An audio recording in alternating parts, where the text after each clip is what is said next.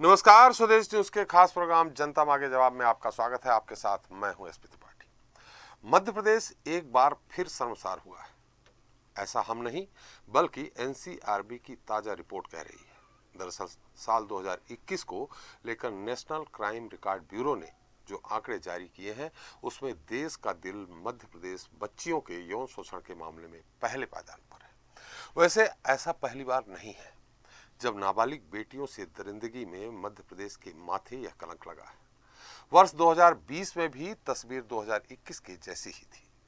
सवाल यह है कि जहां सरकार सख्त कानून की बात करती है, सुशासन का दम भरा जाता है, पॉक्सो एक्ट के तहत दुष्कर्मियों को सजा होती हो, बावजूद इसके मध्य प्रदेश में बेटियों से लगातार दुश्मन की वारदातें क्यों हो रही हैं? इन पर लगाम क्यों नहीं लग पा रहा? क्या ये सरकार के सिस्टम में खोट का नतीजा है, जैसा कि विपक्ष हमेशा आरोप लगा रहा? वैसे सवाल सिर्फ महिलाओं और बेटियों की सुरक्षा का नहीं बल्कि अनुसूचित जाति और जनजाति वर्ग के उत्थान का भी है, जो फिलहाल तो नहीं हो रहा है। दरअसल एनसीआरबी की ताजा रिपोर्ट बता रही है कि मध्य प्रदेश में एक बार फिर से दुष्कर्म के मामले में मध्य प्रदेश एक बार फिर से शर्मसार हुआ है।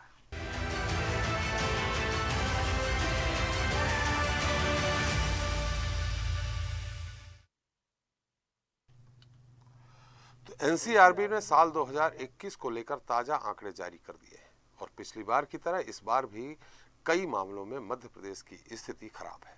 बच्चियों के साथ दरिंदगी हो या आदिवासियों का उत्पीड़न या फिर आत्महत्या, सभी मामलों में देश का दिल दंश झेल रहा है। इतना ही नहीं, 2020 के बाद 2021 में भी नाबालिगों के यौन शोषण के मामले में मध्य प्रदेश के अव्वल आने के बाद शिवराज सरकार अब पूरी तरह से विपक्ष के निशाने पर है। कांग्रेस का दो टूक कहना है कि ये कैसे मामा है जो अपनी भांजियों को सुरक्षित नहीं रख पा रहा। चलिए इस अहम विषय को लेकर चर्चा शुरू करें, उसके पहले देख लेते हैं हमारी खास रिपोर्ट।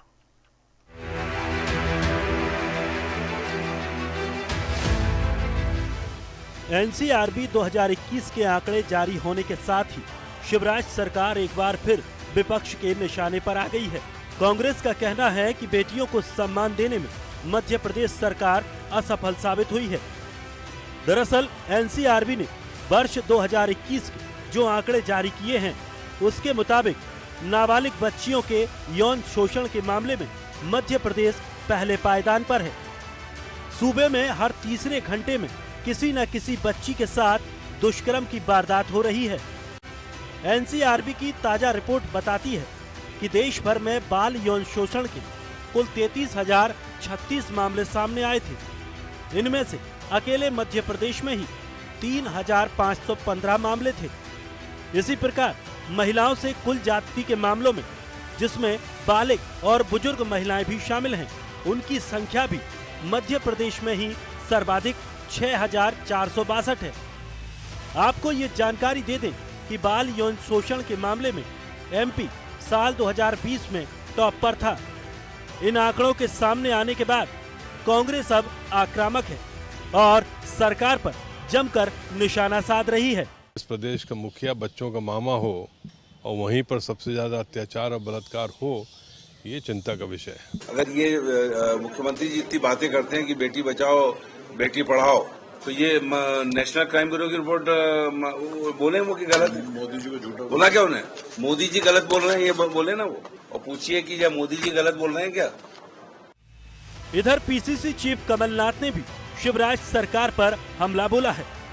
उन्होंने ट्वीट कर कहा है कि एनसीआरबी के ताजा रिपोर्ट ने एक बार फिर से शिवराज सरकार के तमाम दावों और सुशासन की पोल खोल कर रख दी है।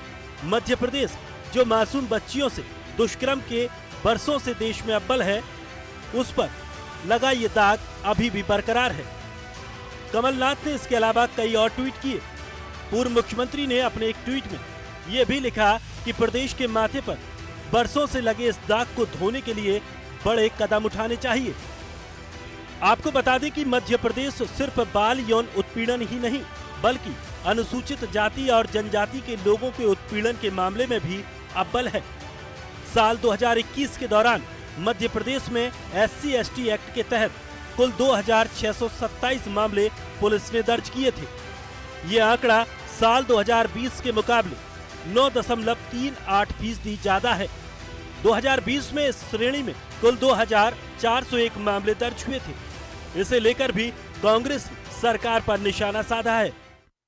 आदिवासी की बात तो ये है कि देखिए, मूल रूप से भारतीय जनता पार्टी सेठों की पार्टी थी, बहुत बदलाव किया, लेकिन आदिवासी वर्ग के बीच पे जिस तरह से उनकी भूमिका होनी चाहिए वो आज भी नहीं है।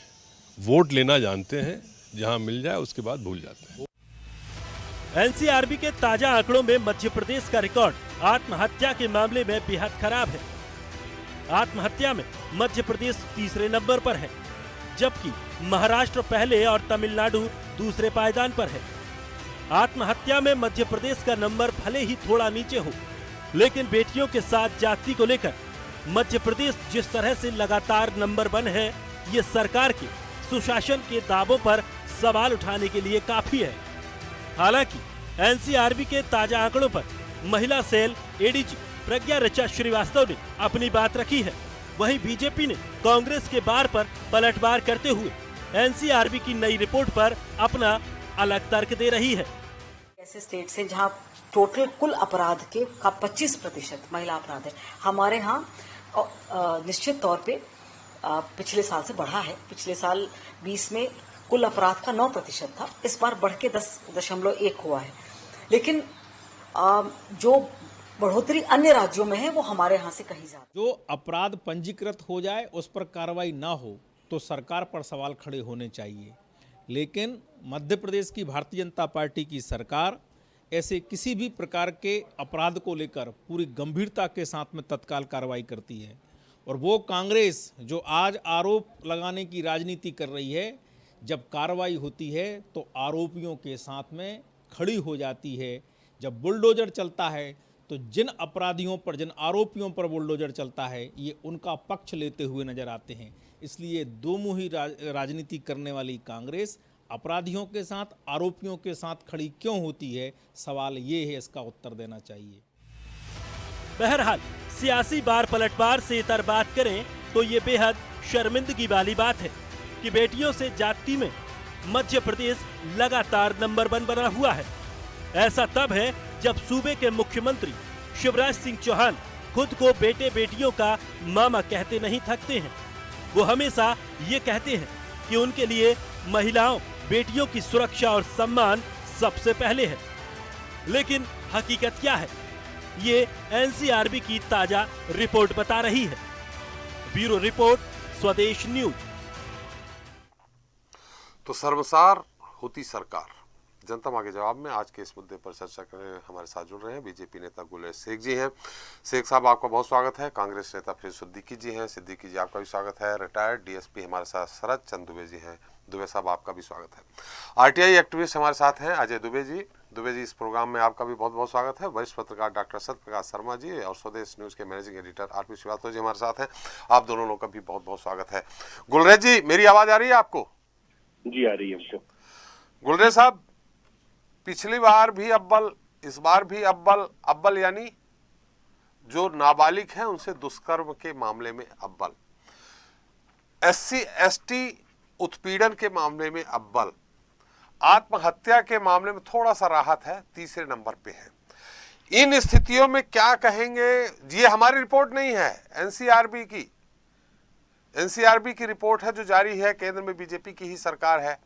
इन स्थितियों में बीजेपी का ये तर्क दिया जा रहा है कि भाई हम अपराध दर्ज कर लेते हैं और उसकी जांच करते हैं, इसलिए जो दर्ज अपराध माने पारदर्शिता हमारे साथ है, इस कारण ये आंकड़े ज्यादा दिख रहे हैं। क्या कहेंगे गुलेर साहब? देखिए, कम से कम एक बात तो खैर है कि कांग्रेस पार्टी को एटलीस्ट केंद्र सरकार के कोई तो डाटा अच्छा लग रहा है या किसी डाटा को तो सही मान रहे हैं, वरना ये तो हमेशा डाटा को ही जुटलाते रहते हैं। और बेशक ये डाटा भी जो है ये केंद्र सरकार, भारतीय जनता पार्टी की सरकार द्वारा दिया गया है और एनसीआरबी अमित शाह जी के अंडर में आता है। और जहां तक बच्चियों के साथ गलत कामों का विषय है, उत्पीड़न का विषय है बच्चियों और महिलाओं के साथ, चाहे नाबालिग हो, वृद्धा हो या युवा हो, ये सभी निंदनीय है और शर्मसार करने वाली घटनाएं। यदि प्रदेश में या देश में एक जगह भी एक भी वाकया होता है तो वो लज्जा का विषय है। और हम खुश नहीं है इसको बात करने में, लेकिन एक बात आपको माननी पड़ेगी कि भारतीय जनता पार्टी की सरकारों में इस प्रकार के जितने भी वाकये होते हैं इन सब के ऊपर बाकायदा उसी वक्त तुरंत एफआईआर दर्ज की जाती है। ऐसा नहीं होता है कि जैसे कमलनाथ जी की सरकार में हुआ था कि छिंदवाड़ा में शेड्यूल ट्राइब की लड़की रेप के बाद 2 दिन तक भटकती रही और कोई उसका अपराध तक दर्ज करने को तैयार नहीं था, मुकदमा तक दर्ज करने को तैयार नहीं था। इस प्रकार की घटनाएं, आप इस प्रकार के काम करके आप आंकड़ों को दबा सकते हैं, लेकिन समाज को अच्छा नहीं कर सकते, आप महिला को सशक्त नहीं कर सकते, उसको सिक्योर फील नहीं करा सकते। तो बाकायदा जो शिवराज जी की सरकार है, भारतीय जनता पार्टी की सरकार है, हर महिला को, हर नारी को, हर बिटिया को सुरक्षा देने चाहती है, उसके लिए प्रतिबद्ध है, उसके लिए कटिबद्ध है। गुलरेज साहब आपको सैल्यूट है, लेकिन आंकड़े को गुलरेज साहब आपको सैल्यूट करता हूं। नंबर 1 होने के बाद भी आप कह रहे हैं कि मध्य प्रदेश में बहुत ही सुरक्षित है नाबालिग। नहीं, मैंने कभी नहीं बोली ये बात। मैंने क्या बोला आपको? मैंने आरंभ ही इस बात से की। नहीं, आपने कहा कि शिवराज जी की सरकार में सब महिलाएं, सब बच्चियां सुरक्षित महसूस कर रही हैं। थोड़ा आप रिवाइंड करके वापस से उसको पीसीआर को बोले कि प्ले करें। मैंने ये कहा कि शिवराज जी की सरकार, भारतीय जनता पार्टी की सरकार प्रतिबद्ध है, कटिबद्ध है हर नारी को, हर बिटिया को सुरक्षा देने के लिए।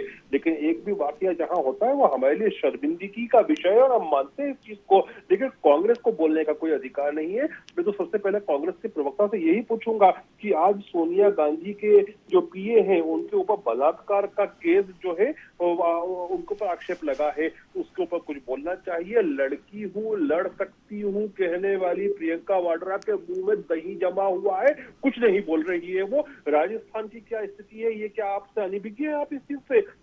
आप देखिए एनसीआरबी के डाटा एक चीज और भी होती है, उसके अंदर एक चीज नहीं होती कि जो रेशो होता है कि पॉपुलेशन वर्सेस क्राइम रेशो, यदि पॉपुलेशन वर्सेस क्राइम रेशो को आप देखेंगे तो हिंदुस्तान में नंबर 1 पर है राजस्थान। आप मूल आंकड़ों को देख रहे हैं क्योंकि किसी राज्य की जनसंख्या भी ज्यादा होती है, उसमें भी आप फिल्टर करते हैं शेड्यूल कास्ट कितने हैं, शेड्यूल ट्राइब कितने हैं, तो फिर वो अलग रेशो आते हैं। हो सकता है किसी शेड्यूल कास्ट शेड्यूल ट्राइब पे भी आ जाएंगे गुलरेज साहब, शेड्यूल कास्ट शेड्यूल ट्राइब पे आ रहा हूँ। नहीं, उस पे आ जाएंगे। इसके बाद पहले नाबालिगों के साथ जो मैं उस पे भी आ रहा हूँ भाई साहब, दुष्कर्म की घटनाएं उस पे बात कर लें सबसे।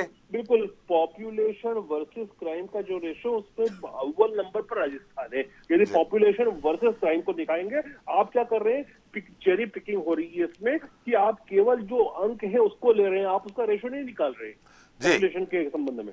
अब एनसीआरबी की जो सामने रिपोर्ट आई है उसमें कितनी जनसंख्या है, उस जनसंख्या के आधार पे कितनी नाबालिग बच्चियां हैं, फिर निकाला जाए तो थोड़ा लंबा आपके पास होमवर्क होगा, लेकिन मैं ये होमवर्क नहीं कर पाया, माफ करिएगा, कि नाबालिग बच्ची राजस्थान में कितनी है, मध्य प्रदेश में कितनी है, फिर उसमें दुष्कर्म के कितने मामले आते हैं, कितने नहीं आते हैं, ये खुद आप भी समझते होंगे, बड़ा होमवर्क है। खैर, आपने फिरोज जी हमारे साथ है, उनसे बात कर लेते हैं, फिर अजय जी के पास चलेंगे, शरद जी के पास चलेंगे। फिरोज जी, उन्होंने कहा सबसे पहले तो यही पूछा है, लड़की हूँ, लड़ सकती हूँ के मामले में सोनिया जी के जो माधवन जी ये हैं उन पे ही आरोप लगाया है महिला ने। ये तो मुद्दा आप निश्चित उत्तर देंगे ही, लेकिन विपक्ष का, जैसा कि अभी गुलरेज साहब ने कहा है कि इनके समय में बीजेपी के शासनकाल में, उनके मुख्य प्रवक्ता भी कह रहे हैं कि बीजेपी के शासनकाल में रिपोर्ट दर्ज अगर नहीं होती है तो उंगली उठाना चाहिए। अगर ऐसा हुआ है, रिपोर्ट दर्ज हो गई है, तो उंगली उठाने का अधिकार कांग्रेस को यानी मुख्य विपक्षी दल को नहीं है। मैं तो गुलरेज भाई को चाहूंगा कि इनको तो पद्म भूषण दिया जाए, अवार्ड जी। आप ये देखिए कि जिन लोगों की मानसिकता ऐसी हो कि जो रेप बिल्किस बानो का केस था, इन्हीं के प्रधानमंत्री जो उस समय के मुख्यमंत्री थे, बिल्किस बानो के केस को बॉम्बे हाई कोर्ट में ट्रांसफ़र कराना पड़ा सीबीआई को, और उसके बाद बिल्किस बानो को के आरोपियों को सज़ा हुई और इनकी सरकार ने उनको भी छोड़ दिया। चलिए, एक छोड़ दिया, आपकी वो जो हिंदू मुस्लिम 80-20 की पॉलिटिक्स है इसलिए छोड़ दिया होगा आपने, और उसके बाद इनकी सरकार के जो लोग हैं, इनकी पार्टी के जो लोग हैं, वो हार पहना रहे हैं, मिठाई खिला रहे हैं। मैं तो इससे बड़ा लोकतंत्र के लिए शर्मनाक कुछ नहीं मानता। दूसरी बात, चिन्मयानंद जो इनके गृह राज्य मंत्री थे मोदी सरकार के, जब उस बिटिया ने कंप्लेन दर्ज कराई कि मेरे साथ उत्पीड़न किया गया, मेरे साथ ज़बरदस्ती ये काम किए गए, मेरे साथ ये हुआ, इनकी यूपी की बाबा योगीनाथ की सरकार ने वो केस ही वापस ले लिया और उसको टर्न डाउन कर दिया सेशन कोर्ट ने कि नहीं हम सुनवाई करेंगे, हम नोटिस जारी कर रहे हैं। उसके बावजूद ये हाई कोर्ट लेके गए और हाई कोर्ट से ले वो केस वापस हो गया। यानी इस देश में बच्ची न्याय भी नहीं ले सकती। तीसरा मामला बता देता हूं मैं इनका। इनके 2 मिनिस्टर जो थे इसलिए बर्खास्त किए गए। राहुल गांधी जी ने रात में 2 बजे रैली निकाली थी जम्मू एंड कश्मीर में कि आसिफा के मामले में वो तिरंगा हाथ में लेके और बलात्कारियों के साथ खड़े थे। उस मामले को भी कोर्ट को जो है चंडीगढ़ हाई कोर्ट को ट्रांसफ़र करना पड़ा, पंजाब और हरियाणा हाई कोर्ट को, और उसके बाद उसमें ये आरोपियों की सज़ा हुई। उसके बाद आरोपी इनका सेंगर इन्हीं की पार्टी के लोग हैं, ये कांग्रेस के लोग कोई नहीं है, उसमें भी यही हुई।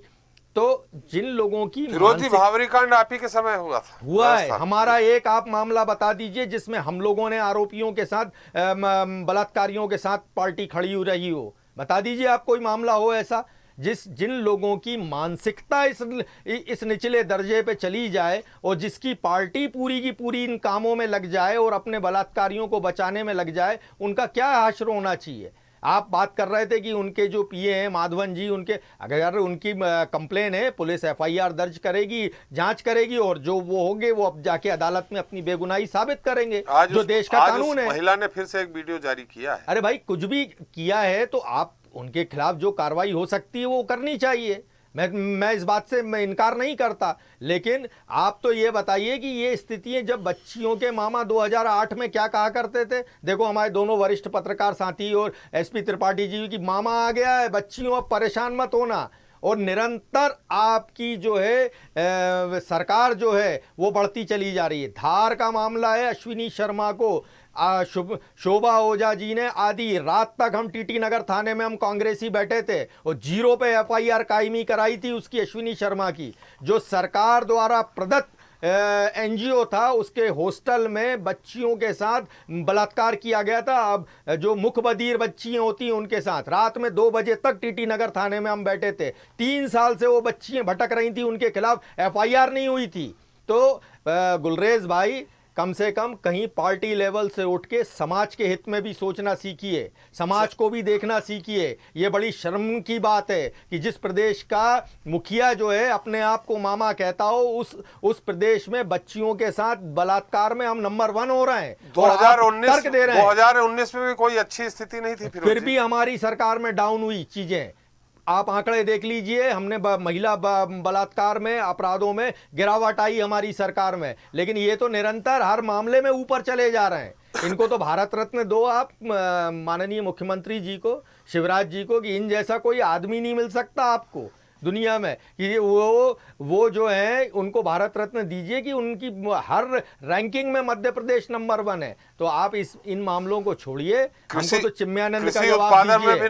आपकी पार्टी क्या भत्सना करती है कि चिन्मयानंद का मामला गलत वापस लिया गया? क्या भारतीय जनता पार्टी इस बात की भत्सना करती है कि बिल्किस बानो का मामला गलत अदालत से वापस लिया गया? क्या इस बात की भत्सना करती है कि उसके 2 मंत्री पकड़ाए गए जम्मू एंड कश्मीर में आसिफा के बलात्कारियों के समर्थन में खड़े हुए? इन बातों का जवाब दीजिए। मैं आपसे सुनना चाहता हूं कि आपकी पार्टी भत्सना करती है अथवा नहीं करती है, मैं ये सुनना चाहता हूं आज आपसे। चलिए गुलेज जी के पास चलेंगे। हमारे साथ पुलिस अधिकारी हैं, रिटायर्ड पुलिस अधिकारी शरद जी। शरद जी, ये जो एनसीआरबी के आंकड़े आते हैं, ये आंकड़े क्या जैसे किसी ने रिपोर्ट दर्ज करा दी और वो एनसीआरबी क्या उसको काउंट कर लेती है? रिपोर्ट दर्ज कराने के बाद जांच होती है, जांच में भी गलत पाया जाता है, सही पाया जाता है। आजकल हालांकि ये स्थिति है कि अगर कोई रिपोर्ट दर्ज कराने जाए, दर्ज हो जाती है सीधे सीधे, वो अदालत का मामला रहता है। तो क्या सिर्फ रिपोर्ट दर्ज कराने के ही आंकड़े होते हैं या इसमें जांच होने के बाद के आंकड़े होते हैं? शरद जी। देखिए, आपका प्रश्न बहुत सीमित है जी। और मैं दोनों राजनीतिक दलों के नेताओं से निवेदन करते हुए कुछ चीजें कहना चाहता हूँ जी, कि इसमें हम लोगों को इस विवाद में नहीं पड़ना चाहिए कि किस पार्टी के कार्यकाल में अपराध ज्यादा हुए या कम हुए जी। बेटी बचाओ बेटी पढ़ाओ, बेटियां तरक्की कर रही हैं। मध्य प्रदेश की बेटियों ने, चाहे तीरंदाजी हो, चाहे दूसरे खेल हो, दौड़ हो, कयाकिंग हो, शूटिंग हो, सब में बहुत नाम कमाए। अब होना क्या चाहिए कि अपराध कैसे रुके। इसके लिए मेरे कुछ सुझाव हैं। जहाँ भी स्कूल हैं, जहाँ भी कॉलेज हैं, लड़कियों के स्कूल हैं, लड़कियों के कॉलेज हैं, या जो भी संस्थान है जहाँ पर लड़कियाँ या लेडीज काम करती हैं, वहाँ पर वर्चुअली होना ये चाहिए कि एक नोडल ऑफिसर बनाना चाहिए जो एक महिला हो, और वो जो महिला हो उसके पास में ये महिलाएं जो बच्चियां हैं निष्फिक्र होकर अपनी शिकायत दर्ज करा सके। पहले कार्यकाल में मेरे एक बहुत अच्छी परिपाटी चली थी कि मंगलवार को 11 बजे से 12 बजे तक का एक समय निर्धारित था जब सारे अधिकारी लोग ऑफिस में मिलते थे। तो ये जो महिलाएं हैं, जो नोडल अधिकारी महिलाएं बनेंगी, इनके पास में ऐसा कुछ सुविधा होना चाहिए पर्टिकुलर डे में ये कलेक्टर और एसपी, ये जो नोडल अधिकारी हैं, चाहे शिक्षा विभाग हो, चाहे बिजली विभाग हो, चाहे बैंक हो, चाहे जहाँ जहाँ भी महिलाएं और जो भी स्कूल बच्चियों के हैं, जहाँ या को एजुकेशन हो या कॉलेज हो लड़कियों के, हमको तो अपराध रोकना है। तो जैसे अभी अपनी घटनाएं सुन रहे हैं, तो वो अपने नोडल अधिकारी को, जो एक महिला होगी, उसको रिपोर्ट करें और वीक में एक पर्टिकुलर डे में वो वरिष्ठतम अधिकारी से जिले के बात कर सकें, और जिसके अंदर के वरिष्ठतम अधिकारी जो जिले का हो, कलेक्टर या एसपी हो, वो उसका एक्शन। अभी वो स्थितियां हो नहीं पा रही हैं। शासन ने कई बार प्रयास किए, कभी कहा था कि हम महिलाओं की स्कूटर चलेंगी, पिंक ऑटो चलेंगे और उनके अंदर महिलाएं सफर करेंगी, सुरक्षित रहेंगी। इनको प्रैक्टिकल करके फील्ड ग्राउंड पर लाना चाहिए। चाहे सरकार किसी भी दल की हो, हर दल की ये जिम्मेदारी है कि वो महिलाओं को सुरक्षा दे। उसके लिए एक कार्यनीति बनाना चाहिए। जैसे मैंने आपसे कहा कि ऐसी नोडल अधिकारियां हो, महिलाएं हो। दूसरी बात कि थानों में अभी भी हम देख रहे हैं कि 1 या 2% महिलाएं हैं। बहुत अच्छा किया पिछली सरकारों ने कि महिला थाने स्थापित किए, परंतु एक जिले में एक महिला थाना। जब हम देख रहे हैं महिलाओं के इतने अपराध बढ़ रहे हैं, तो हर सर्कल में एक महिला थाना होना चाहिए। जितने, जैसे मान लीजिए भोपाल में शाहजहानाबाद है, हनुमानगंज है, जहांगीराबाद है, टीटी नगर है, गोविंदपुरा है, और या फिर आप कम से कम 50% महिलाएं थाने में नहीं ला सकते हैं तो 25% तो कर सकते हैं जी। कोई भी सरकार हो इतनी भर्ती तो कर सकती है कि हर थाने में कम से कम 25% महिलाएं हो। देखिए, मेरा उद्देश्य ये है कि कोई भी सरकार हो, महिलाओं के साथ जो हो रहे अत्याचार उनको रोका जाए। पहले उनसे इन्फॉर्मेशन मिल जाए हमको समय रहते, और उसके बाद में हम उस महिला बल को लगा सकें जिससे कि हम उसके अंदर सफल हो सकें। आरोप प्रत्यारोप करने से इन चीजों का रोकना संभव नहीं। ये तो अलग मामला है। हमारा माने जानकारी हमारे दर्शकों को चाहिए कि क्या ये एनसीआरबी आंकड़े किस तरह से लेती है। जो आप देते हैं रिपोर्ट करने मात्र से, अगर जांच के बाद 25% 50% मामले झूठे भी पाए जाते हैं, तो क्या उनको अलग कर देती हैं? जैसे प्रज्ञा ऋचा जी ने, जो एडीजे हैं, उन्होंने कहा कि कुल अपराध का 9% है महिला अपराध का मामला, माने ये दुष्कर्म का मामला थोड़ा सा बढ़ा है पिछले साल के मुकाबले में, 1% बढ़ गया। तो ये किस तरह से आंकड़े एनसीआरबी लेती है, हम ये जानना चाह रहे हैं। नहीं, एनसीआरबी तो जो भी आंकड़े लेते हैं डिजिटलाइज्ड रहते हैं जी। जो अपने यहाँ से फीडिंग होता है, आजकल सबके सब सर्वर से जुड़े हुए हैं, ये तो डिजिटलाइज्ड हैं। इसके अंदर कोई भी आदमी ये नहीं कह सकता कि कोई बढ़ा देगा या कम कर देगा जी। ऐसे जो भी आंकड़े जाएंगे एचसीआरबी के थ्रू, क्राइम रिकॉर्ड ब्यूरो जो रहता है उसके पास आंकड़े आते हैं, वहां से एनसीआरबी के पास जाते हैं और वो उसका विश्लेषण करते हैं, विश्लेषण करके संबंधित लोगों को बताते हैं। मतलब एनसीआरबी ने जो आंकड़े जारी किए हैं वो एकदम 100% सही है। वो सही है, उसमें गलती होने की कोई गुंजाइश नहीं, क्योंकि उनके पास जो फीडबैक गया है वो एचसीआरबी से जाता है। जितनी भी स्टेट्स हैं, हर स्टेट के अंदर एक एचसीआरबी होता है, स्टेट क्राइम रिकॉर्ड ब्यूरो। और आजकल चूंकि डिजिटलाइजेशन हो चुका है तो इसके अंदर कोई झूठा झुटलाने की या कुछ करने की कोई गुंजाइश किसी के पास है ही नहीं जी। जो भी आंकड़े हैं वो दुरुस्त हैं, पर प्रश्न ये है कि अपराधों को रोका कैसे जाए। जी बिल्कुल सही कहा आपने। अजय जी आपने इस मुद्दे पे भी काफी अच्छा खासा काम किया है। आखिर ये है क्या, जबकि शिवराज जी ने फांसी देने का कानून तक बना दिया दुष्कर्म के आरोपियों को लेकर के, लेकिन जब से फांसी का कानून बना तब से और बढ़ गया क्या, भय हो गया क्या? ज्यादातर मामले इस तरह भी होने लगे हैं, अगर नाबालिग, बहुत ही नाबालिग है, उसके साथ अगर इस तरह की घटना होती है, दुष्कर्म होता है, तो उसकी हत्या भी कर दी जाती है। ऐसे भी बहुत सारे मामले आए। क्या वजह है? क्या आपने काफी जानकारी इसमें इकट्ठा की है?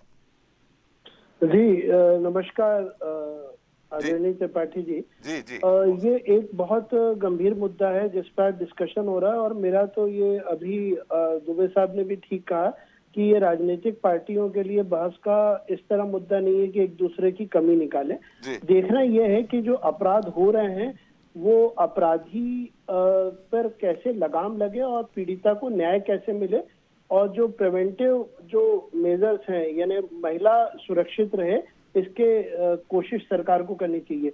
देखिए, मध्य प्रदेश में महिला अपराध है तो पार्टी का इसमें मेरे को लगता है कोई रोल नहीं रहता। सरकारें जब कांग्रेस की अभी थी तब भी काफी बड़ी गंभीर घटनाएं थी, और आज जब हम ये डिबेट कर रहे हैं तो आपको आश्चर्य होगा कि मध्य प्रदेश में महिला आयोग का पद जो है वो खाली पड़ा हुआ है। सरकार का जो एटीट्यूड होता है वो कानून के एग्जीक्यूशन से दिखता है। अपराधी को फांसी की सजा की घोषणा एक राजनीतिक घोषणा हो सकती है, लेकिन इन्वेस्टिगेटिंग एजेंसी कोर्ट में कन्विक्शन रेट क्या लाती है, इसमें मॉनिटरिंग होनी चाहिए। आपने एफआईआर दर्ज करी, आपने रेपिस्ट को पकड़ा या अन्य तरह का कोई भी महिला अपराध का आरोपी है, आप उसको कोर्ट लेके गए, कोर्ट में उसको यदि सजा मिलती है तो सफलता वो मानी जाती है। एफआईआर दर्ज होना एक मेरे ख्याल से प्रारंभिक तौर पर कोई किसी को आप भरोसा दे सकते हैं कि हम काम करते हैं। सजा की दर क्या है, ये बहुत गंभीर चिंता का विषय है। दूसरी बात, फांसी तो आश्चर्य होगा आपको कि 2012 में जब वो निर्भया कांड हुआ था उसके बाद कानून भी बना, माननीय मुख्यमंत्री chief justice Madhya Pradesh high court से मिलने भी गए और फास्ट ट्रैक कोर्ट भी हुआ। समस्या इस बात की है कि आप आश्चर्य करेंगे कि डिस्ट्रिक्ट लेवल की कोर्ट्स ने कई रेपिस्टों को फांसी की सजा दी है, लेकिन इन्वेस्टिगेटिंग एजेंसी उनको खबरों की हेडलाइन बनाती है, उसके बाद हाई कोर्ट और सुप्रीम कोर्ट तक उसको कंफर्मेशन करवाने में मुझे लगता है अभी तक एक भी केस में सफलता नहीं मिली है। ये मध्य प्रदेश में सालों से किसी रेपिस्ट को फांसी की सजा नहीं हुई है। कानून बनाना अच्छा लगता है, बातें विज्ञापन जारी होना अच्छा लगता है। दूसरी बात, अभी एक ये बात आ रही थी कि ऑफिसेज में जो आंतरिक जो व्यवस्था होती है उसमें महिलाओं को जो हैरेसमेंट का सामना करना पड़ता है, उस पे भी हमारा जो नया वाला एक्ट है 2013 का, उसमें इंटरनल कंप्लेंट कमेटी का गठन करने का सरकार का आदेश है। इवन जो निजी कार्यालय हैं उनमें 10 से ज्यादा कर्मचारी हो तो वहां भी आपको कमेटी बनानी पड़ेगी। लेकिन इन इंटरनल कंप्लेंट कमेटी की हालत ये है, स्वयं पुलिस में अभी एक टीआई जो कटनी का संजय बागची आयाची, वो रेप के मामले में फरार हुआ और उस पर जुर्म सरकार ने इनाम घोषित किया हुआ। यदि वर्दीधारी, यदि पुलिस के अधिकारी एक एडिशनल एसपी कुछ दिन पहले जयपुर के मामले में फरार हुए थे, उन पे एफआईआर हुई थी। यानी दिक्कत इस बात की है कि सरकार अपराधियों को बिना किसी राजनीतिक संरक्षण के यदि कुचल दे तो उसका खौफ होगा। अपराध करने की भावना तो उत्पन्न होनी ही नहीं चाहिए। आप पुलिस के अधिकारियों को जीरो टॉलरेंस का एजेंडा दीजिए। आप जिले में स्पष्ट तौर पे कहिए कि आपकी पोस्टिंग और आपकी जो भी प्रमोशन, सारी चीजें आपकी इस एजेंडे में देखी जाएंगी कि आपने महिला अपराध के प्रति कितना कठोरता से दंड दिया। मैं देखता हूँ महिला अपराध या अन्य अपराधों में पुलिस रैली निकालती है, घर तोड़ रही है, लेकिन इससे कहीं ना कहीं मुझे ये लगता है कि ये एक विजुअल्स आते हैं कि आपको फोटो और वीडियो दिखाई देता है, न्यूज की हेडलाइंस बनती हैं, लेकिन क्या अपराध रुक रहा है? अपराध रोकने के लिए अपराधी को कानून का जो खौफ है वो नहीं है। पुलिस में राजनीतिक संरक्षण, पुलिस में राजनीतिक सिफारिशें, दखल बहुत हद तक है। यदि किसी, अभी कांग्रेस के प्रवक्ता जी ने बताया, बहुत अच्छी बात कही कि थाने में घंटों बैठने के बाद एफआईआर दर्ज हुई। अरे थाने में घंटों बैठने की जरूरत क्यों है? इतना कॉन्फिडेंस क्यों नहीं आ रहा है कि यदि कहीं किसी प्रकार का कोई छेड़खानी की जानकारी मिले तो फौरन तत्काल पुलिस उस पर एक्शन ले, ना किसी विधायक से फोन करवाना पड़े, ना आईजी को करना पड़े। ये रिकॉर्ड जो हम बता रहे हैं ये दुष्कर्म की है। हाँ, दुष्कर्म। देखिए, आप यदि आज देखें तो आज मैं जब ये डिबेट में आ रहा था तो अभी कुछ देर पहले एक घटना आई है कि एक लड़की को गले में तलवार मार के किसी ने हमला अभी किया है, शायद जबलपुर की कहाँ की घटना है। तो मेरा ये कहना है कि दुष्कर्म करने वाला पहले छेड़छाड़ या वह कानून को कहीं ना कहीं निर्बल पाता है। दुष्कर्म तो तभी वो करता है जब वो अपने आप को कानून से बेहतर, कानून से ताकतवर और कानून से कहीं ना कहीं वो जीतने की उसके दिल दिमाग में कहीं ना कहीं ये वो रहता है पार्टिकल कि मैं जीत जाऊंगा। मेरा कहना है कि आप हर छोटी घटना, को आप रोकिए। जहां छेड़खानी के यदि व्यक्ति को आप कठोरता से दंड देंगे तो रेप कहां से होगा? कहीं ना कहीं अपराधियों में ये खौफ पुलिस का, कानून का होना चाहिए। इसमें बहुत सारी चीजें अजय जी यहाँ हम थोड़ा संशोधन करना चाहेंगे, हालांकि आप बेहतर बता सकते हैं। बहुत सारी झूठी घटनाएं भी होती है जो जांच के बाद खत्म हो जाती है, रंजिश बस एक आरोप लगवा दिया जाता है, ये भी एनसीआरबी के आंकड़े में दर्ज हो जाते हैं। नहीं, एनसीआरबी के जो आंकड़े आते हैं, देखिए अब तो डिजिटल वर्ल्ड है, ग्लोबल वर्ल्ड है, और हर चीजें आज की डेट में आईटी की मदद से उसका नेशनल लेवल पे ट्रांसफर होती है, चाहे वो भोपाल हो चाहे दिल्ली हो, हम लोग सब लोग अपडेट रहते हैं। झूठे मामले में कोर्ट ने कुछ मामलों में जो पुलिस है उनके अधिकारियों के खिलाफ रेकमेंड किया है। आज यदि आप मध्य प्रदेश के डीजीपी से पूछें कि कितने मामलों में कोर्ट ने ये कहा है कि या तो अपराधी छूट गया या तो झूठी एफआईआर थी, तो जो कथित तौर पे विक्टिम बनती हैं उन पर भी मुकदमा दर्ज होना चाहिए। बिल्कुल, मेरा तो ये कहना था कि जो बेहतर पुलिसिंग होती है वो पुलिसिंग में ये होना चाहिए कि जो ईमानदार व्यक्ति हो उसको ये आत्मविश्वास हो कि उसके साथ अन्याय नहीं होगा, और जो अपराधी है वो अपराध करने के पहले देखिए। जी अजय जी बिल्कुल निश्चित तौर पे आप बहुत अच्छी बात कही आपने। हमारे साथ है वरिष्ठ पत्रकार सत्यप्रकाश शर्मा जी हैं, जो इन मुद्दों पे भी, सामाजिक मुद्दों पे खासकर उन्होंने बहुत स्टोरियां की हैं, बहुत लेख लिखे हैं। क्या वजह है सत्यप्रकाश जी, जब मध्य प्रदेश में आप भी रह रहे हैं, हम भी रह रहे हैं, सब लोग रह रहे हैं, क्या ऐसा दिख रहा पहले का माहौल जो आज से काफी साल पहले रहा हो, 2 साल 4 साल 5 साल पहले, पिछले 2 साल से लगातार नंबर 1, क्या वजह है? जी देखिए त्रिपाठी जी, सबसे पहले तो आपने एक प्रश्न किया था जो कहीं ना कहीं पब्लिक की जिज्ञासा का विषय है, जो आज कंट्रोवर्सी भी क्रिएट कर रहा है। मध्य प्रदेश के कुछ ऑफिसर्स के द्वारा ये जो कहा गया है कि ये आंकड़ों में कुछ हेरा फेरी तो नहीं कह सकते, लेकिन इंटरप्रिटेशन थोड़ा दूसरे तरीके का। लेकिन इसमें बताऊं कि जो यूनियन होम मिनिस्ट्री का पोर्टल होता है, उस पोर्टल पे हर स्टेट की, जिले की, पीएस की, पुलिस स्टेशन की एफआईआर की कॉपी अपलोड हो जाती है। और ये कहीं ना कहीं रिकॉर्ड्स ब्यूरो है, ना कि सर्वे ब्यूरो। ये रिकॉर्ड्स जो होते हैं यूनियन होम मिनिस्ट्री के, उसके रिकॉर्ड से उठा के फिर उसको समराइज करते हैं और स्टेट वाइज उसको रिप्रेजेंट करते हैं। पहले तो मैं इस क्राइम ब्यूरो का आपको ये चीज बता दूं, तो जो आंकड़े हैं वो एफआईआर के बाद के आंकड़े होते हैं, जो शायद शरद जी उस चीज का सही जवाब नहीं दे पाए।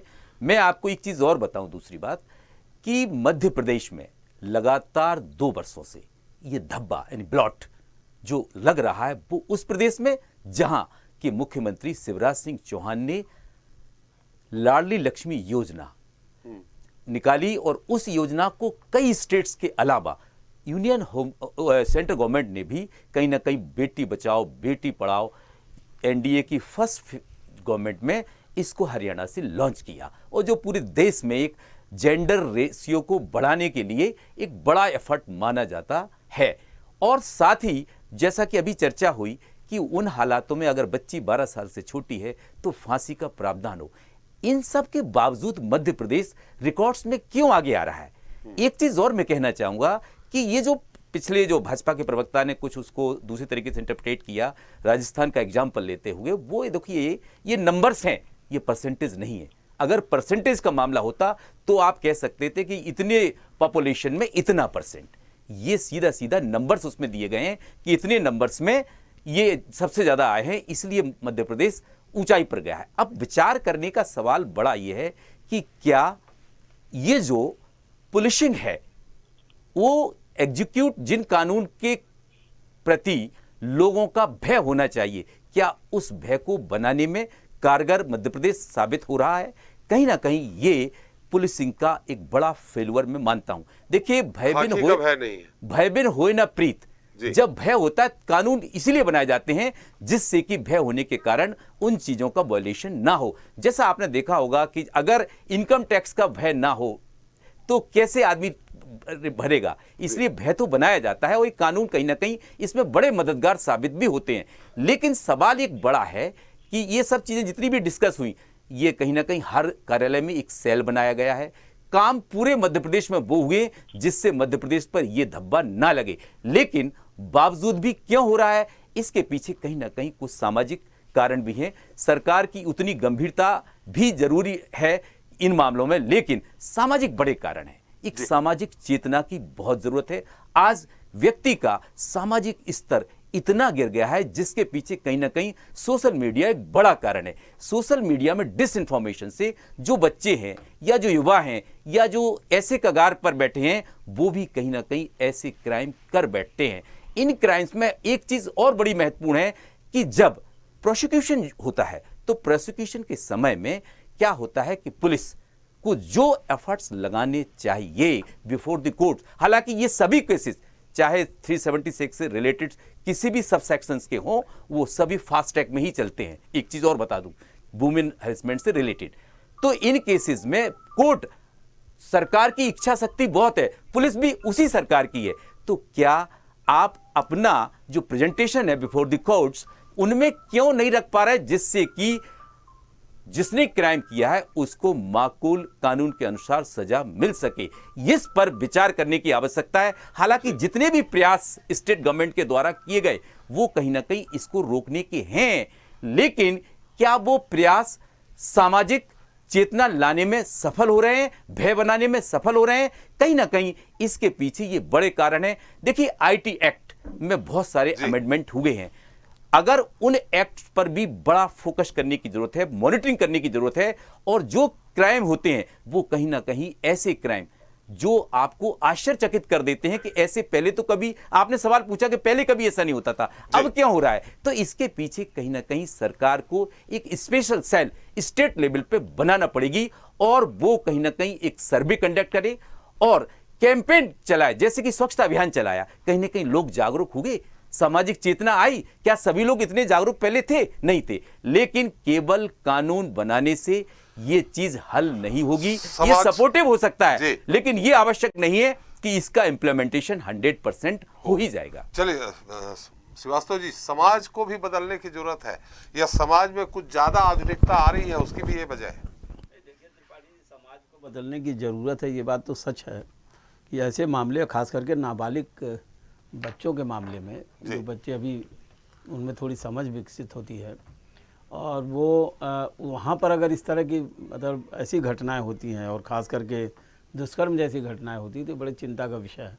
लेकिन इस तरह की घटनाओं को रोकने का अभी जैसे हमारे जो अभी सत्यप्रकाश जी ने भी बोला और हमारे जो है अजय जी ने बोला, फिर डीएसपी साहब ने बोला कि ये जिस तरह का इंफ्रास्ट्रक्चर होना चाहिए उस तरह का इंफ्रास्ट्रक्चर सरकार नहीं मुहैया करा पा रही है।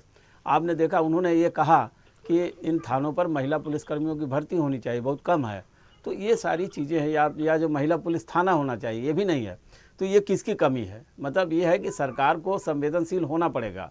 दूसरी बात रहा कि ये किसी पार्टी विशेष या दल विशेष का मामला नहीं है या यहाँ की सरकार ये करती है वहाँ की, ये तुलना करने की ज़रूरत नहीं है। मध्य प्रदेश सरकार अगर एनसीआरबी के आंकड़ों में अव्वल नंबर पर है अगर महिला दुष्कर्म नाबालिगों के साथ दुष्कर्म के मामले में, तो ये चिंता का विषय है। और भी तब जब शिवराज सिंह चौहान ने और मध्य प्रदेश की सरकार ने एक ऐसी महत्वाकांक्षी योजना लागू किया, लाडली लक्ष्मी, जिसके तहत तो पूरे एक तरह से पूरे देश के राज्यों के लिए, पूरे देश के लिए लैंडमार्क थी। तो मेरा ये कहना है कि ऐसी स्थिति होने के बाद भी अगर कहीं ऐसी व्यवस्था इसमें इस तरह के आंकड़े आते हैं तो सरकार के ऊपर सवालिया निशान खड़ा होता है और सरकार को इस दिशा में सोचना पड़ेगा।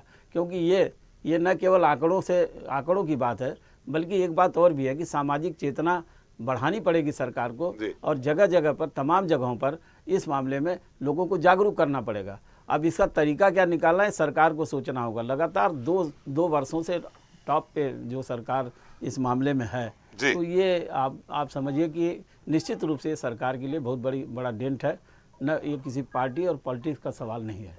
चलिए बीजेपी और कांग्रेस से बात करते हैं, लेकिन एक बार फिर हम शरद जी से बात करते हैं। शरद जी, जैसा कि आपने कहा कि इंफ्रास्ट्रक्चर और जो पुलिस की व्यवस्था, पुलिस के कमी, महिला पुलिस कर्मियों की कमी, या ये सब पूरी हो जाएगी तो क्या इस तरह के अपराध रुक जाएंगे? ये तो एक सामाजिक कुरीति है। और जो आधुनिकता हमारी बढ़ती जा रही है, मतलब हमारा जो सोशल मीडिया, व्हाट्सएप, जो एक दूसरे के टच में आते हैं, इसमें 12 साल 13 साल 14 साल का बच्चा और बच्ची भी सीधे अलग अलग मैसेज करते हैं। आप समझ चुके होंगे मेरा कहने का क्या मतलब है। क्या जब तक ये दूर नहीं होगा, पुलिस चाक चौबंद कर दी जाए, सारी भर्ती कर दी जाए, पूरा इंफ्रास्ट्रक्चर दे दिया जाए, तो भी क्या ये रुकेगा? क्या लगता है आपको? आप इतने लंबे समय तक आपने पुलिस विभाग को अपनी सेवाएं दी हैं। देखिए, हिंदुस्तानियों में वो क्षमता है जो दुनिया में किसी के पास नहीं है। हमारे देश ने पोलियो इरेडिकेशन किया। इस देश में एक पोलियो का एक बंदा नहीं बचा।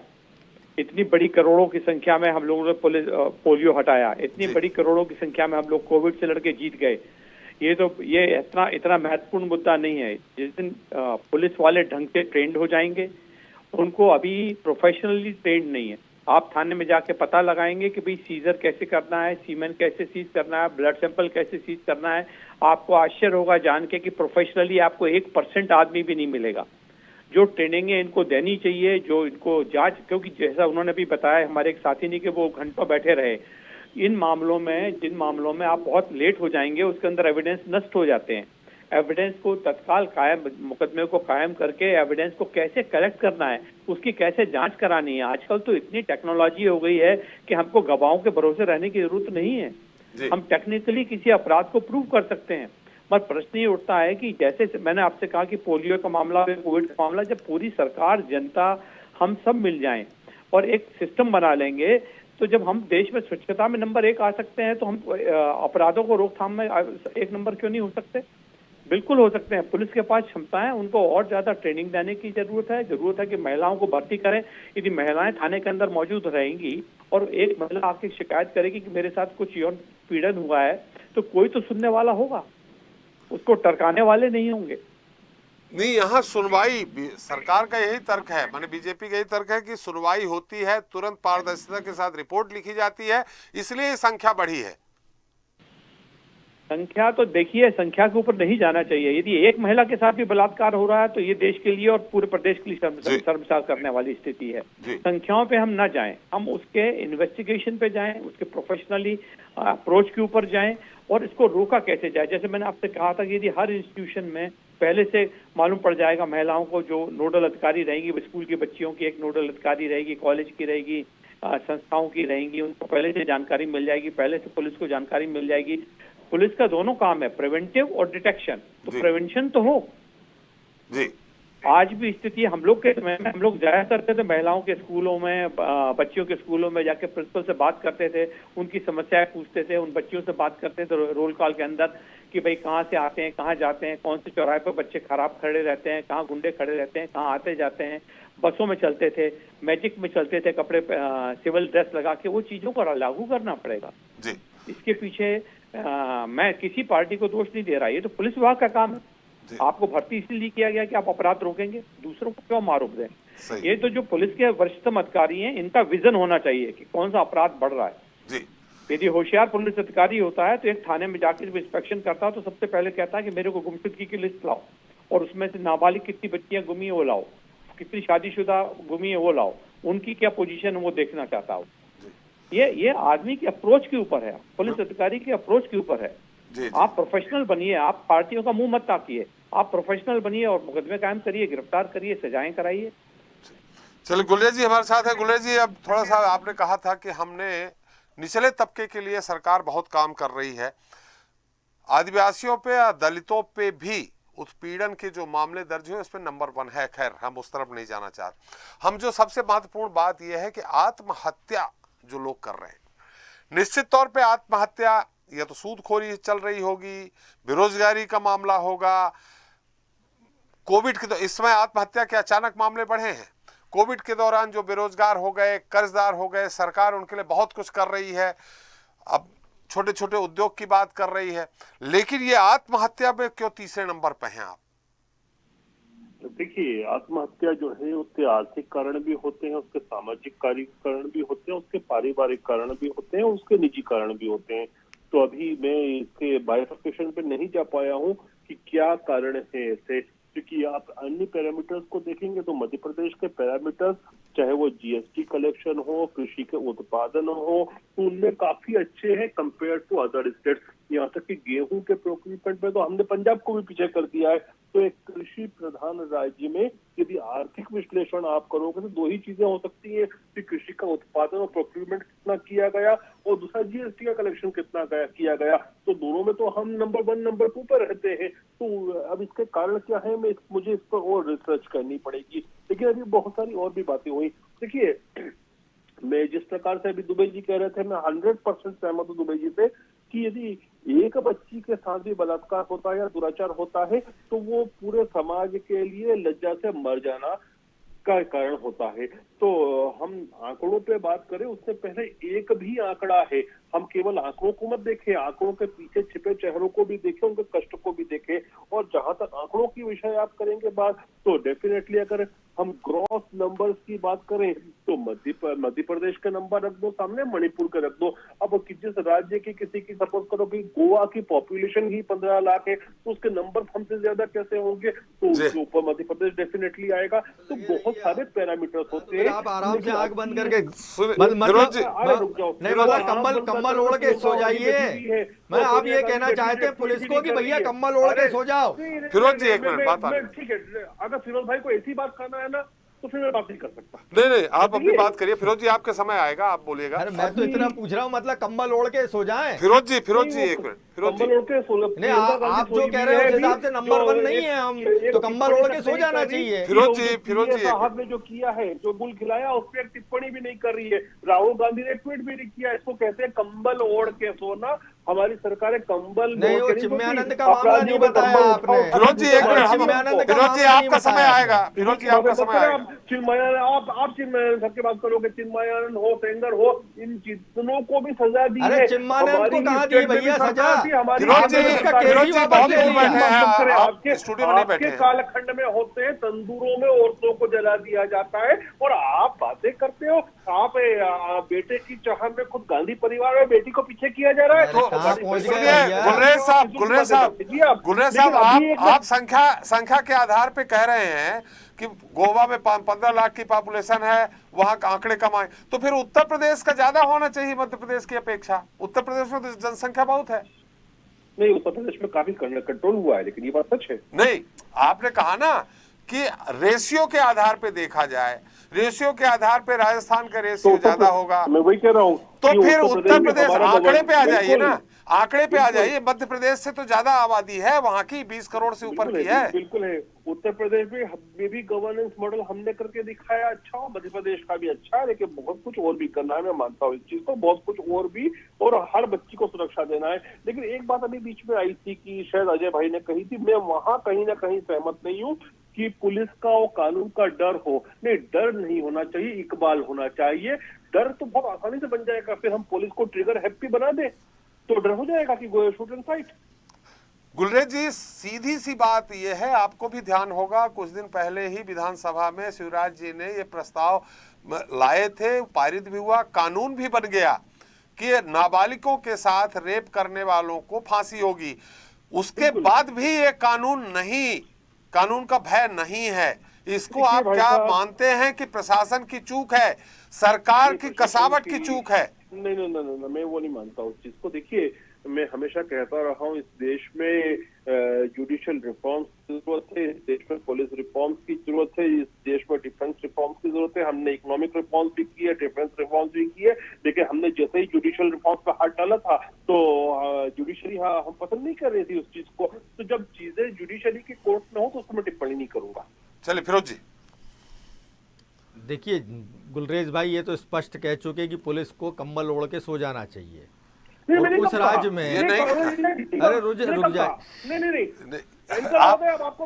फिरोज जी ये बीच में आप जबरदस्ती उनके मुंह पे डाल रहे हैं जी। भाई सीधी बात है, उनकी बातों पे आप तर्क सहित उत्तर दीजिए। आपने पार्टी के स्तर पर आपने पार्टी के स्तर पर आपके जो गृह मंत्री है माननीय नरोत्तम मिश्रा जी, वो सुबह उठते हैं, उनसे कहो साहब अपराध हो रहे हैं, वो कांग्रेस, उनसे कहो साहब बलात्कार हो रहे हैं, वो कांग्रेस, वो एक ही बात कहते हैं। अरे आप ये बताइए, आप मुद्दे पे बात करिए। अरे आप मुद्दे जो बलात्कारी पकड़े जाते हैं उनका भी आप बैकग्राउंड, अरे भैया बहुत सारे कांग्रेस से निकलते हैं। हाँ ठीक है ना, अब इसलिए वो बोला। अरे जो शरद दुबे जी ने कही, मैं अब शरद दुबे जी की बात पे आता हूँ। जब पिछले साल ये सिद्ध हो गया कि मध्य प्रदेश नंबर 1 है। क्या आपकी सरकार ने state crime and analysis wing है उसको क्या अलग से सपोर्ट दिया कि आप इन मामलों को लेकर अनुसंधान करिए कि ये मामले क्यों बढ़ रहे हैं? सुनिए बिल्कुल उसको दिया। और यहाँ तक कि ये क्या रिपोर्ट आई, कहाँ आई, किसके पास है वो रिपोर्ट? किसके पास है? त्रिपाठी जी के पास नहीं है रिपोर्ट, हमारे पास नहीं है रिपोर्ट, आपके पास कहाँ से आ गई?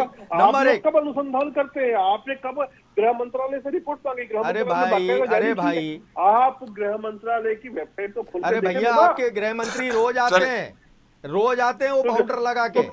सुनिए तो आप सुबह वो रोज ही वो सबसे पहले वो ही आते हैं। अरे सुनिए तो, अरे राहुल गांधी, अरे चलिए गुलेर जी अब उनकी बात भी तो सुन लीजिए। मैं ये कह रहा हूँ की बात सुन लीजिए, समय कम है। रोज गृह मंत्री आते हैं तो गृह मंत्री की ड्यूटी में वही तो पूछ रहा हूँ आपसे, क्या आपने महिला थाने बढ़ाने के लिए कोई प्रयास किया? पत्रकारों के सामने आते हैं, जनता के सामने। हाँ तो वही तो मैं पूछ रहा हूँ कि वो अपने विभाग को छोड़ के सब बोलते हैं, वो सिर्फ गृह विभाग की बात नहीं करते। मैं यही कह रहा हूँ कि आपने क्या अनुसंधान किया? सुनिए, अरे सुनते जाइए ना भाई, आप सुनिए।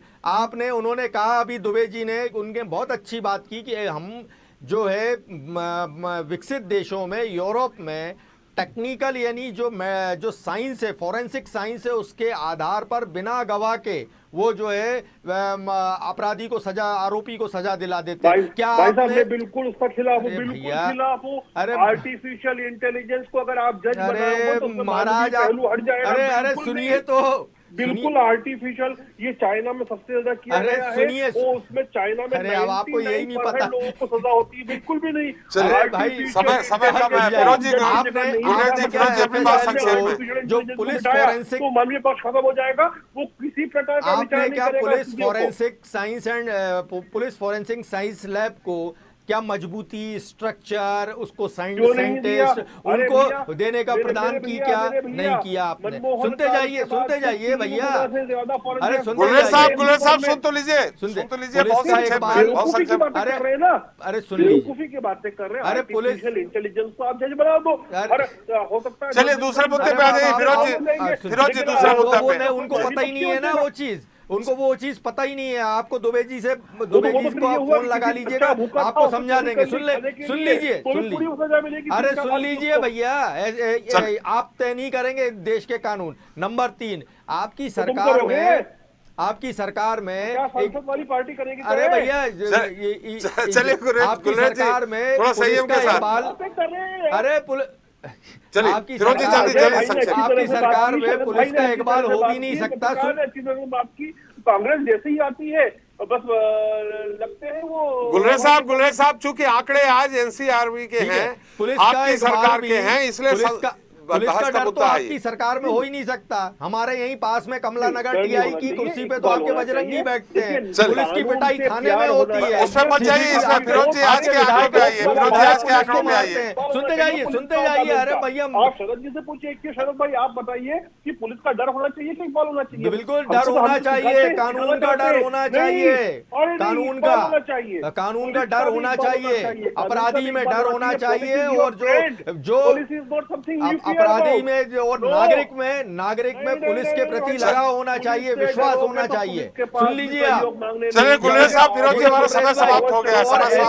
के उत्पीड़न के मामले में आपकी सरकार नंबर 1 हो गई है। सुनते जाइए।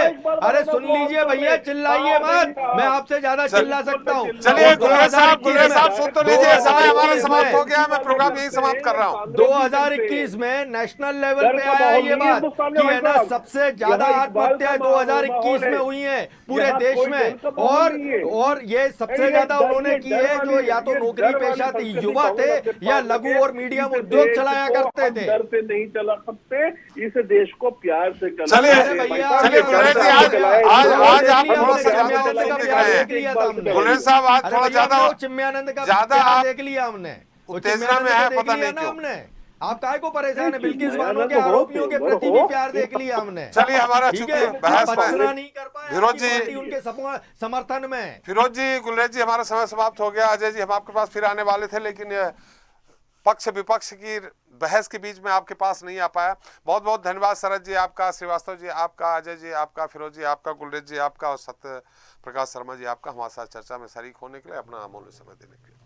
तो साल बदल रहा है लेकिन बेटियों को लेकर मध्य प्रदेश के माथे पर लगा कलंक नहीं मिट रहा है। वैसे ऐसा नहीं है कि लाड़लियों की सुरक्षा को लेकर सरकार ने कोई कदम नहीं उठाए हैं। अब तक कई बड़े कदम उठाए गए हैं। दरिंदों में खौफ पैदा हो इसके लिए सख्त कानून भी बनाए गए हैं। साथ ही महिलाओं और बेटियों की सुरक्षा को लेकर कई अभियान भी चल रहे हैं। हालांकि ये और बात है कि हालत नहीं बदल रहे। ऐसे में जरूरी है कि सरकार इस दिशा में और भी कारगर कदम उठाए। वहीं विपक्ष भी कुछ ऐसा करे कि सरकार मां, बहन, बेटियों की सुरक्षा को पूरी तरह से पुख्ता करने पर मजबूर हो। इसके अलावा आदिवासियों का कल्याण करने का दम भरने वाली सरकार वाकई उनके लिए कुछ ऐसा करे जिससे एनसीआरबी की रिपोर्ट में मध्य प्रदेश शर्मसार न हो। इसी के साथ जनता मांगे जवाब मिलता ही। नमस्कार।